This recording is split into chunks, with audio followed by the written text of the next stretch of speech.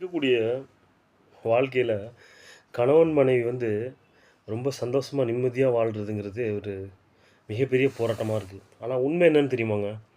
நீங்க ஒரு நல்ல கணவன் மனைவியா நல்லபடியா வாழ்ந்துட்டீங்க அப்டின்னா, இதுதான் நாம நம்ம பிள்ளைங்களுக்கு குடுக்கக்கூடிய ஆகச்சிறந்த அ மிகப்பெரிய வேல்யூபிள் ஒரு பரிசு.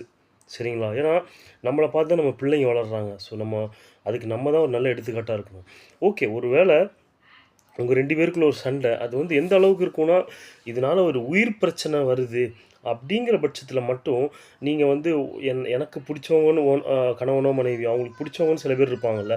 அவங்க கிட்ட போய் நம்ம எல்லாத்தையும் ஒப்பிச்சுருவோம். ஆனா, அவங்க என்ன பண்ணுவாங்க, ஏதோ ஓவர் பாசத்தில என்ன பண்ணிடுவாங்க, ஆனா நம்ம கணவன் மனைவிக்குள்ள எந்த ஒரு பிரச்சனையுமே இருந்திருக்காது. ஆனா, அவங்க இருக்காங்க பாருங்க, உங்க மேல இருக்க ஓவர் பிரச்சனையில, அ என் தங்கத்த நான் இப்படி குடுத்துருந்தேன், போயின்னு சொல்லிட்டு, எப்புட்றா, எங்கடா நம்மள பிரிக்கலான்னு சொல்லிட்டு இருப்பாங்க.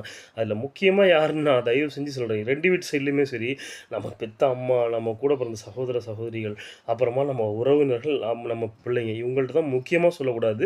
முடிஞ்ச அளவுக்கு யார்ட்டயுமே சொல்லிறாதீங்க. அதான் சொல்லிட்டேனே, முடிஞ்ச அளவுக்கு நம்ம அப்படி வாழ்ந்தா மட்டும் தான் நம்ம லைஃப் நல்லபடியா போகும் அப்படின்னு சொல்லிக்கிறேன். அப்புறம் இப்பலாம் பார்த்தீங்கன்னு வைங்களேன், என்ன சொல்றது, ரொம்பவே யாராச்சும் நம்ம மேல சண்டை போட்டாலோ, இல்லன்னா நம்மள திட்டினாலோ, கோவமே வர்றது கிடையாதுங்க. அ இதுக்கு பேரு தான் மெச்சூரிட்டியா இருக்குமா? இல்லன்னா, நமக்கு சூடு சொரணை இல்லாம போயிடுச்சா? அப்படிங்கிறது யோசிக்கிற மாரி இருக்கு. அப்படின்னு சொல்லி நான் இன்னைக்கு முடிச்சுக்கிறேங்க. Thank you.